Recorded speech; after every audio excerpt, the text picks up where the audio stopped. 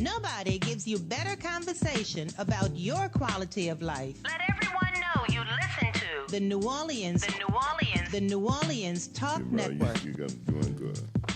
Hey, welcome back to Talk What You Know on the New Orleans Talk Network, the Hostages That Fight Back edition. We got the host right here, Brother L. Mims, and me co-hosting the show, helping him out in the morning time. Thank you, Lord. Making sure we got a little bit of flavor going on. You know, Brother Mims is very active in the community. He does a lot of great things in our community. He knows a whole lot more than me, so I learned from this brother. He embarrassing me, but let me tell you something. This boy, and I say boy, and with respect, because you're a youngster. You, like you said, you were not here when I was doing starting some of the things. But I want you to know, man, he has so much talent and brings so much to the table, and he pushed me to my limits, and I thank him for that. Well, you're welcome, Brother Mims. We were just talking, and Mr. Henry, we coming to you. We were just talking about the Tues-Fri promo that we just heard about the Confederate flag being cut in another person's hair. A black man cut the Confederate flag in a white man's hair, if I'm not mistaken. That's how the promo went. Right, that's right. And it was posted to the social media, and it just went crazy, and everybody has an opinion, and people are so sensitive about these things. Look, man, business is business. At the end of the day, Brother Mims asked me a great question, and we're getting to Henry real quick, and I asked Henry the question, too. We're talking about don't let excuse me. Hi, go, Brother Mims. Don't hide your light. Don't let your light be dimmed. If the KKK came from Slidell or St. Tammany or wherever they hiding at over there some days, and they came to the New Orleans Talk Network and wanted to have a conversation, you are welcome to come here, sit down, and have a conversation. I respect your beliefs. That's right. You know, even though we may not agree with certain things, I respect your beliefs. I invite them to. So come on and let the people talk. But if we don't start the dialogue, that's right. We're not gonna never get past this points we at. We gotta let the light shine. And let's not leave the table. Let's get past the anger. We may say some things that may brush brush us the wrong way, but we're gonna stay there and we're gonna look them and we're gonna deal with it. Exactly, as individuals, as citizens, and there we go. So we got a call on the line. I don't want to keep him holding on for too long. Mike, can we get our caller on the line real quick so we can talk to this brother and talk about some of the solutions we have to come up with, and we already know solutions. How they go, Brother Mims? That means you got to do something, and you matter of fact, we at the Father Round Table, we are better men because we got to watch what we do. So, caller, are you there? Yes, sir. Good morning. How y'all brothers doing this morning? Man, look at my man, Gray House. How you doing, my brother? I'm all right. What's going on? Hey, man, if I was you, bro, man, I couldn't say anything better, bro. Great House. That's a unique last name right there. That's one of those names that's deeply rooted, bro. I know you got Buku family in the city of New Orleans. That come from my I think my third generation grandmother. That was the name of the Indian tribe. Yes, I can tell by the name, my brother. And speaking of the name and the family, growing up as a child, how was it to not speak to the matriarchs and the elders of your family? How your parents or your aunties and uncles dealt with the children in the family for not speaking to the adults? I mean, I know you was raised one way, and that way was when you see, because I came up in the times where I'll be 31 in a couple of more days, and I remember when I was coming up, you walking down the street, you don't speak. By the time you done got home, you don't caught 4 whoopings, and plus you got another whipping when your dad come home. She said that they ain't had no cell phones no cell phones, no social man. media. You look, I drive down the street sometimes, and I see the elders sitting on their porch, and they don't even know who you are. They speak, they wave, they say, "How you doing?" They white, black, rich, or poor. It don't matter, we talking about don't hide your light, and if we hide our light, then our kids' light will be dimmed as well. I just think that when it comes to speaking, it's something that's taught as a parent, as a person that's a part of the community, we have to teach our kids to speak and have hospitality. Greenhouse, may I say something to y'all, my brothers? And I'm 63 years old, and I'm gonna share some part of my life. It was maybe about 40 years ago. Man, I was like 16 years old, and I thought I was God gift to women. Hey, man, I was smoking some weed on Canal Street. Well, off Canal Street. I was coming home, and I was smoking some weed. And man, I passed one of the ladies. I was so busy smoking and puffing and snorting and all this. I didn't see her. And I promise you, when I got home, I put mouthwash and everything in my mouth. My mama said, "You been smoking weed?" I said, "No, mama." She said, "Oh, the person that told me that, they lied." I didn't know what to say. And Gray House. you about to get that right hook. She said, "Miss such and such," and it was a white lady, a Caucasian lady. Old lady, and man, she could see like 10, 15 feet, and she saw me, and she called my mother. They would call the phone. They didn't have no call waiting and all that. We had she called my mother and told me. She said, "I saw your son Junior." They used to call me Junior. Mm-hmm. Junior. He was smoking something. I smelled it. And bro, I'm gonna tell you something. My mama with me from Amazing Grace to a better opportunity, bro. you know, Greyhouse, they used to say that kind of stuff. You know, she brought me here. She took me out, bro. You know. Hey, I'm glad you said that, Brother Mims. We got you on the phone right now, Greyhouse. This young man right here, he's the 80s baby. So we heard some of those sayings that's like, you know, community bound sayings, you know, like for example, you know, when you staying out. Remember you running in and out the house? Mm-hmm. Say, my brother, we got you on the line. You can remember any of those sayings when we was growing up. One of my favorite sayings was, "Don't nothing come to a sleep but a dream."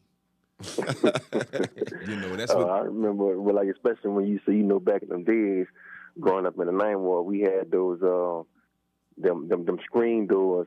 When the pump on the screen door, it didn't work. So every time you open the door, it slams. Yeah. So every time you run in and out, they hear that. So you either going to stay in or you're going to stay out. If you come inside, you're taking a nap. If you're going outside, don't come back up in until it's time to eat. They had another one. This was I used to hear my grandma. She used to always tell this to my grandpa all the time. Ain't nothing open that time in the morning but legs in the hospital. Wait.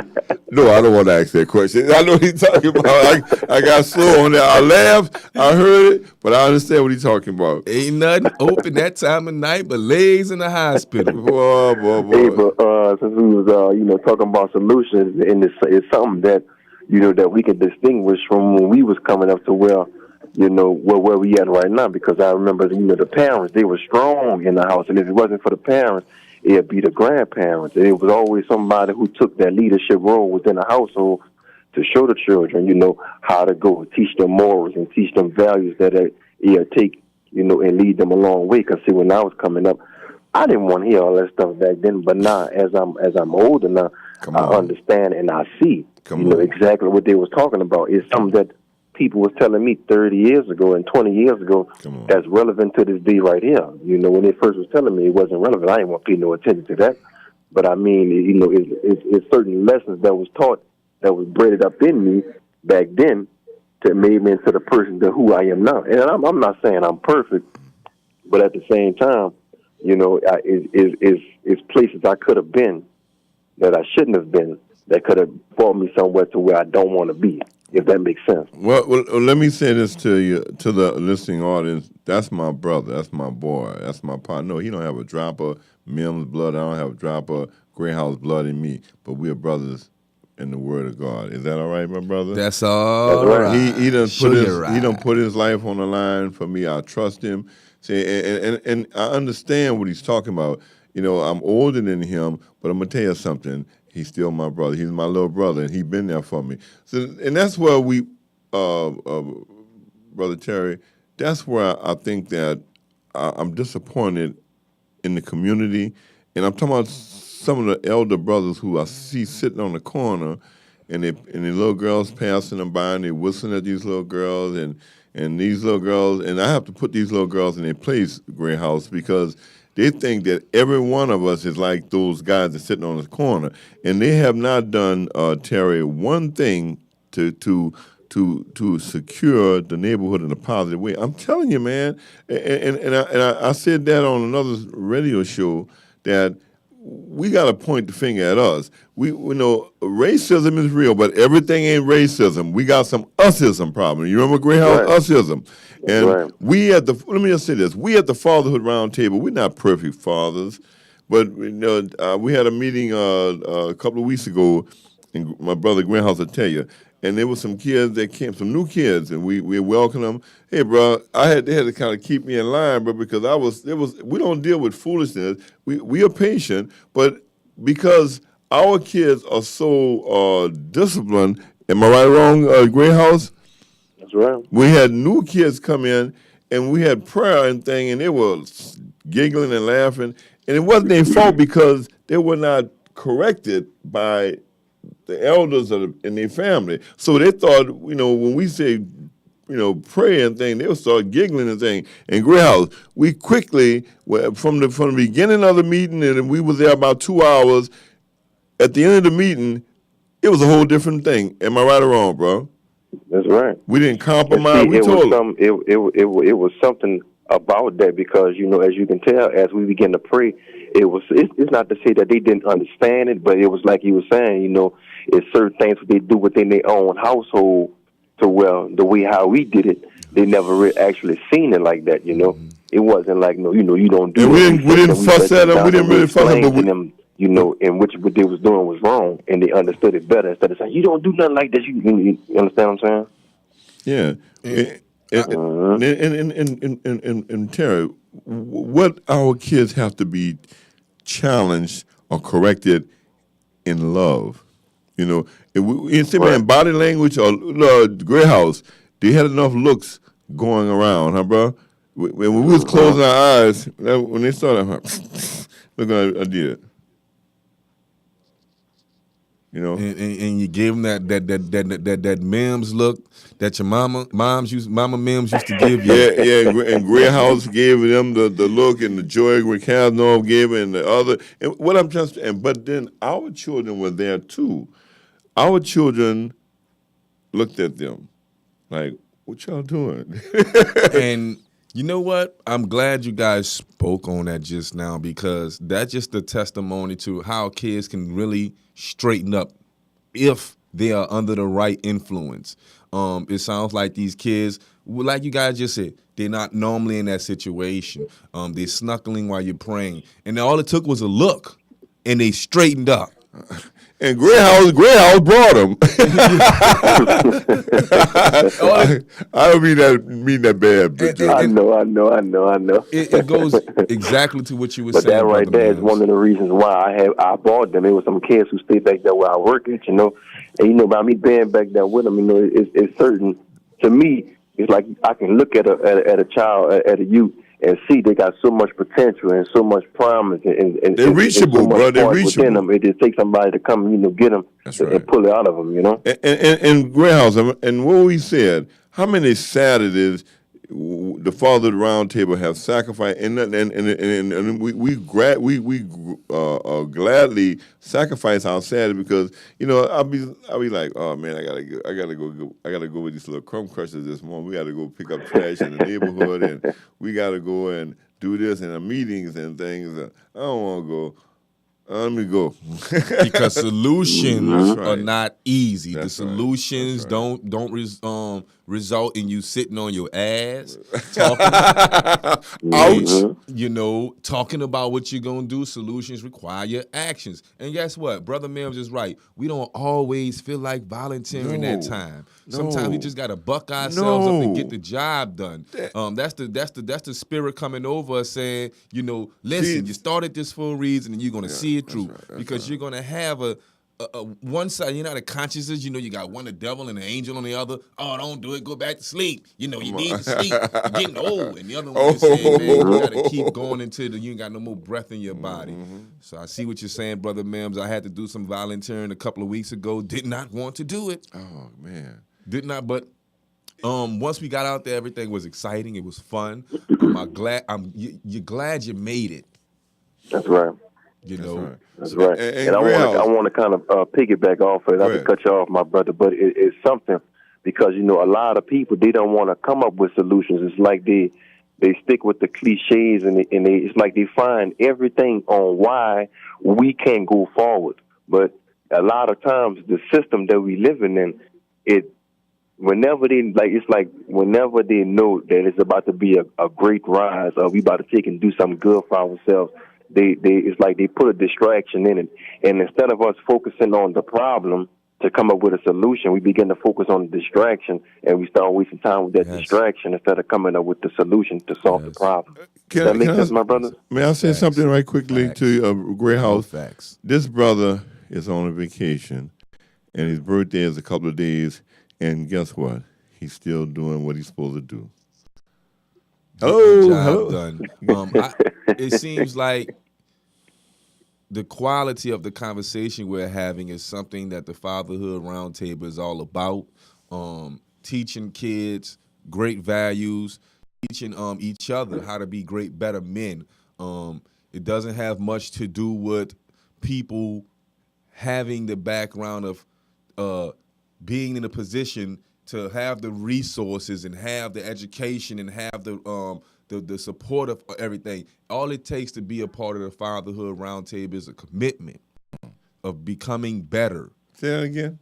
All it takes to be a part of the Fatherhood Roundtable is a commitment. When we say the word commitment, say that one more time, bro. Commitment. All it takes three of the charm to be a part of the Fatherhood Roundtable is perfect commitment. People. There's no perfect people out here. If you want to become better, if you want to see your community do better, join an organization, join a committee of people, gather up quality people in your community. It doesn't take moving mountains. It just takes structure, organization, and a commitment from quality people, and we can get change within our community. And that's what the Fatherhood Roundtable has done. And they are focused on our youth. Without focusing on our youth, our future does not look bright. We cannot hide the light. And we need them, Gray House, and they need us, huh? We need each other. That's right. We need each other. One hand washes the other. Watching our children, not just our babies, the ones we birth, other babies, watching them grow up and become adults is one of the best things about being an adult. Seeing the transition of life, because we couldn't see it. We was in the midst, and I'm right with that house. That's it. Like you were saying earlier, you ain't want to hear all that growing up. And it's the same way, right? These babies don't want to hear all that, but seeds was planted. And then it takes times for seeds to grow, and all of them ain't gonna sprout. You're gonna plant hundreds of them. All of them ain't gonna sprout, but a lot of them will. So seeds was planted when we were youth, and people giving us the sound advice, and we didn't take it for what it was. But now we grown men, and we see what people were saying. So that's what the Fatherhood Roundtable is all about. And I want to say that we are better men because of that. Terry, Gray House, the kids see us from all parts of the city, from all the West Bank, the East Bank, New Orleans, East Kenner, Baton Rouge, and whatever. We come from all over. And because some of those kids be territorial, talking about, oh, you from the Ninth Ward, and I don't like you. You from this, but we all over from love. We disagree, but we show some love, and guess what? We show the children by example because we do it with them. When we go pick up trash in the neighborhoods, we be with them, you know. And I have to really look at it for what it's worth. It's an excellent organization, and it's one of the things that you ask yourself, why isn't it doing better? Why isn't something like this being publicized more? Why isn't resources being given to organizations like this? There's one reason why. they don't want us to do this.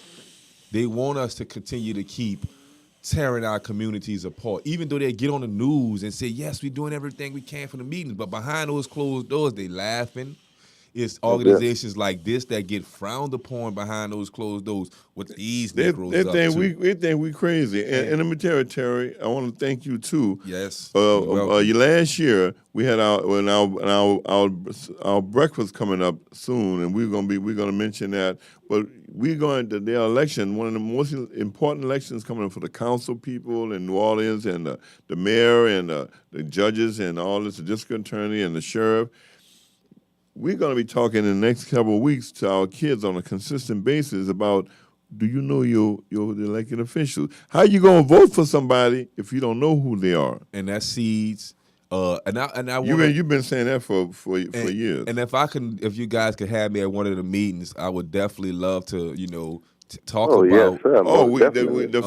At the breakfast. At the breakfast coming I up. would love to talk about it. Was that again, September 16th of this year, right? Yes, I would love to be invited to talk about it. Last year, I spoke about it, and I'm speaking about it again.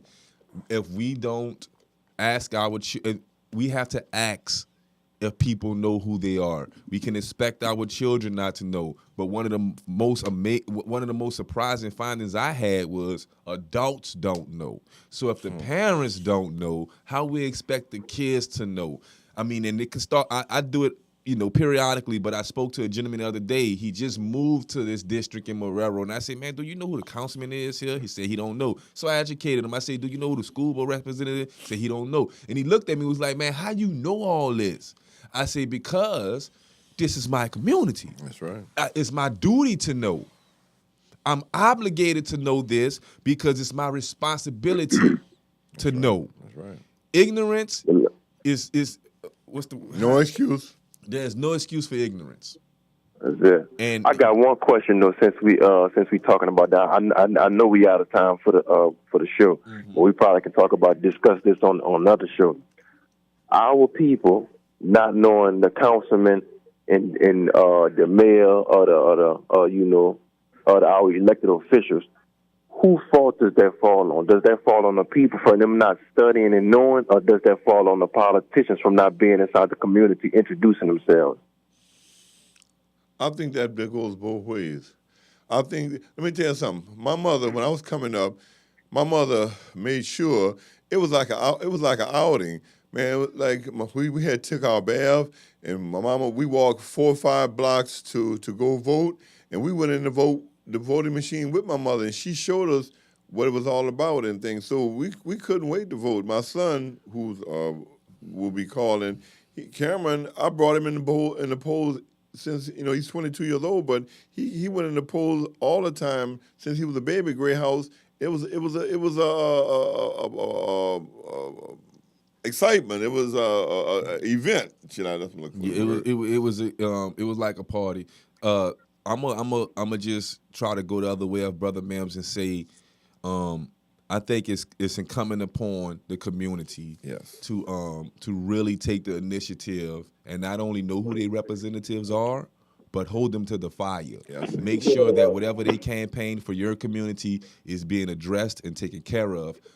We cannot expect these people to come out here and deal with the public unless they want something from the public. And that's how it's going to continue to go until the public says together as a community, we are going to hold you to the fire. I think it's 100% on the community and the parents to teach their kids who their political leaders are. Gotcha. Gray House, we're going to thank you, my brother. You have a great day. Be safe. Holler at me. I'm going to holler at you later on, but holler at me when you get back in, yeah? Will do, man. I love y'all, man. Appreciate y'all, Brother Terry. And Captain Black, if you're listening, man, I love you, man. Hope to holler at you soon, man. Love you too, my brother. All right, peace. There he goes, ladies and gentlemen. That was Henry Greathouse. Aaron Greathouse. I'm sorry, Aaron Greathouse. Aaron Greathouse. I'm sorry, I botched that a little bit. But you can tell the brother is from New cool, Orleans. Though. It's all love. You can tell the brother loves New Orleans and he loves the people in New Orleans. Y'all make sure y'all tune in because he's going to be calling in more. Yes. Yes, sir. Love y'all, man. Peace. For sure. Take it easy, my brother. Love you too. That's mad love. Hey, we got another caller before we get ready to wrap this show up. and this is one of the best calls we can get because this call is personal to this man sitting right next to me. Caller, are you there? I'm here. Good morning. Ooh, you hear the sound of that voice? That's my only son. Is that Cameron Alexander Mims? Yes, Dad, it is. I love you, man. You know that. Big ups, Cam. I'm telling them, I'm proud of him, and that's my son.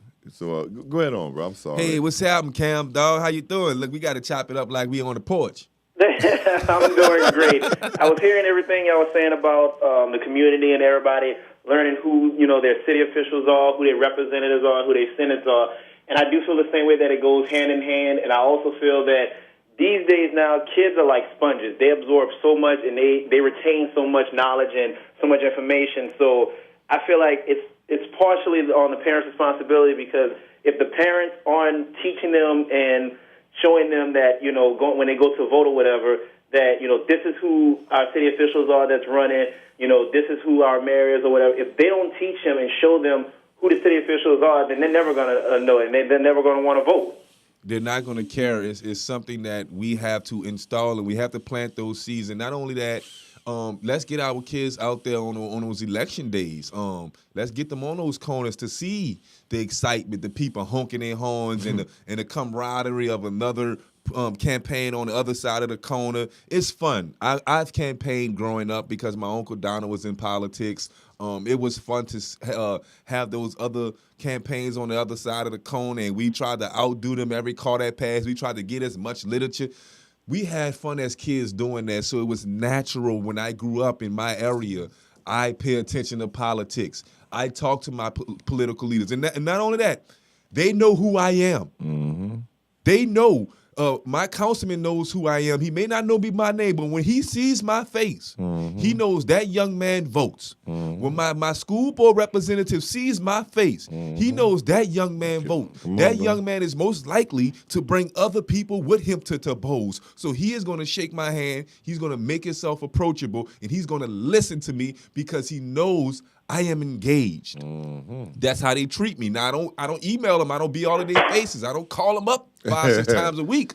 Yes. But when I see them in the Walmarts, I see them in the community, I see them at events, they make themselves accessible because they know I am engaged. It needs to be like that across the board. And the only way it can be like that if these people know you are engaged. Not just a voter, but you're an active voter. Yes. You're an active person in your community. And you will get the results that you're looking for, but I can't be the only one. Brother Mims, Cameron on the line can't be the only one. Right. If it's 20 people that live on our street, all 20 of us have to be on the same page when it comes to elected officials and teaching our kids what it's about. May I say something, Cameron? You remember about 7 years ago, we were by Israelite church, and Mayor Mitch Landry was speaking. You remember what he said? Yeah, he said he was going to come by and visit our house. And that was 6 years ago. Has he been by our house yet? Nope. And what every chance I get on radio shows and TV shows and newspaper, what did I say? You said that you invited him to come visit our house? And he said that he would, but he never came, huh? Yes, sir. And what I'm trying to say is, Terry, I hold his feet to the fire. Mm-hmm. Don't tell me something that you ain't gonna do. And let me say this, Cameron. Remember when you were a baby coming up, and I took you to the to courtrooms. I took you to different places and to vote. Remember you wanted to press 2 buttons for the same. Carrie about to got voter fraud going on. Yeah. But I want to thank you, man. And let me say this to the listening audience. Those brothers and out there, Father's Day was several weeks ago. But I tell my son I love him all the time. I hug him and kiss him, and I beat up on him. Sometimes, most of the time, him and I challenge each other. I tell him we got push-ups. We challenge each other. He makes me better. I want people to know that it's okay to tell your son, brothers, homophobia. Don't let them stop telling your brother, your son, or your brothers, my brothers, we talk about love and thing, and it's okay. My son jokes with me, we clown. He know how far to go. But I want him to know that we have a good relationship, and I'm the one Cameron to know that, hey man, I tell other people, but I tell people my son is a great kid. So hey Cam, I gotta put you on the spot, my brother. We were talking about don't hide your light, but we that was a sermon Sunday, huh, Sam? Cam? Yes, sir. gotta put you on the spot real quick. There's some old school sayings, and they starting to fade out a little bit. But can you think of any old school sayings that kind of like stick around? Remember that saying, for example, don't let the doorknob hit you where the good Lord split you? Yeah, I remember that one. Can you think of any of them right now? Do we need to have you come on next week and give us some? Probably have to come on next week because I'm trying so hard. There's so many different sayings growing up that I've heard. Obviously the one proverb that I remember was it takes a village to raise a child. Yes, that's perfect. That is so perfect. Don't forget, my grandmother used to always tell me, and used to hear, and I was a grown man, but my mom used to say, I brought you here and I'll take you out. That's another good. I brought you in, I take you out. And I'm your mama. I say, Mom, but that's my son, and you saying that in front of him. But Mama say, how I'm still your mama. And that was some good Negro teachers. I don't know if that's a right coin phrase for it, but that was some good Negro messages back in the day. Now here's the new Negro message. Come on. Stop snitching. Stop snitching. Yes, indeed. How does that compare to any of the messages that came out when we were growing up? You hit him, I'ma hit him. I mean, that's what kids are literally saying these days. Come on. So we got to get some of those old school Negro sayings back in the house, because those Negro sayings, they help you become an adult. Well, Cameron old school. Cameron, what you were raised listening to? Luther Vandross, Temptations, Smokey Robinson, Marvin Gaye, and the list goes on and on. There you go. Look, before we hang up with Cameron, some of those people he just named got movies. I hope the directors out there listening. We don't have a Smokey Robinson movie. Do we have a Smokey Robinson movie? We waiting on. What's up with the Luther movie? We need our Luther movie. What we waiting on? Yeah. Now Tupac just came out with his. Oh man, it's outstanding. You know what I'm saying? So we need a Luther Vandross movie. We need a Smokey Robinson movie. Come on now, directors, get it together. I hope one of these we let's filming in New Orleans. Where the Louis Armstrong movie. We ain't got that. Yes, indeed.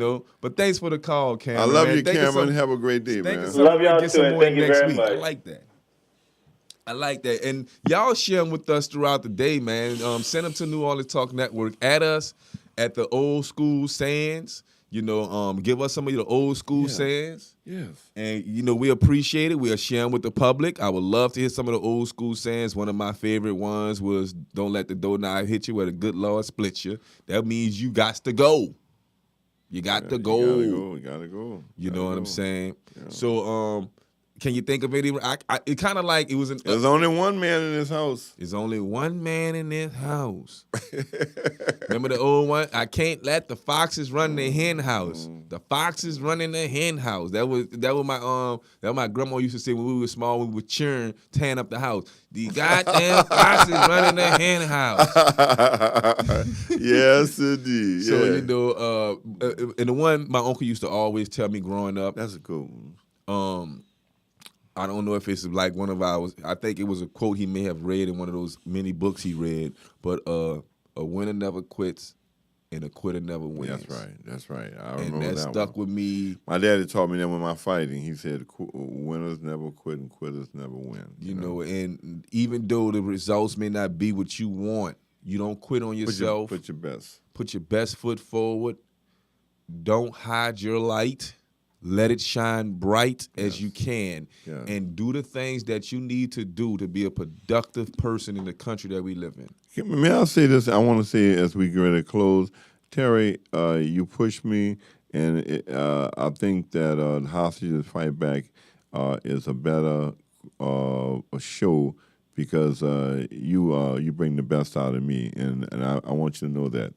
Well, thank you, Brother Mims, and I look up to you. I remember my meeting you a little bit over. It's been almost going on 2 years. I always heard your voice on the radio. You're professional you're the best, man. You're one of the best, bro. But since day one, since we met, man, it's always been positive. You've always been uplifting. You always gave us sound advice, and you know that's something I'm 36 years old. Ain't nothing wrong with looking up to other men, you know, and leaning on those men for advice. Because it makes you a better man. And you know, Brother Mims got so much knowledge. He don't want to leave this all behind. He's trying to be that. He's turned into a wise owl. And I say that respectfully. Let me leave this with you. This is you. A man with no principles draws no interest. And there you go. That's a great saying right there. We about to get ready to wrap this up. I had some of this music playing, so y'all know this show about to come to an end of the day. If we not about to get ready to wrap it up, there go right there. So, you know, here it is. I and Brother Mims, Pastor Jones is on hiatus right now. He will be back in the building to continue some of these conversations and give y'all the intelligent side of things, because we got to have a good blend of this. You got to be able to relay the message, understand the message, but it has to be it's a gumbo. You know what I'm saying? So my flavor is I'm from the streets, you know, so I can relate to the streets. Brother Mims is from the streets. He can relate to the streets. Pastor Jones brings an intelligent side of all of this. You know what I'm saying? He's from the streets. We got a holistic, but we get the whole. He was different when it came down to the streets. Half moon, whole moon. You know, I hear the people talk about, "Oh man, your uncle was a bookworm, man. He was the smartest one in the class when we was growing up, man. Your uncle was always smart." So, you know, he's on hiatus right now. He'll be back, and we'll have that balance that we need for the show. And we appreciate you guys for tuning in. But it is Talk What You Know. We're going to continue to talk what you know, the Hostages Fight Back edition. And we got Talk What You Know with Bob B tomorrow at 8 a.m. Tune in. In meantime, in between time, don't lose your mind. Between time. Wow. I just made that. That was right off the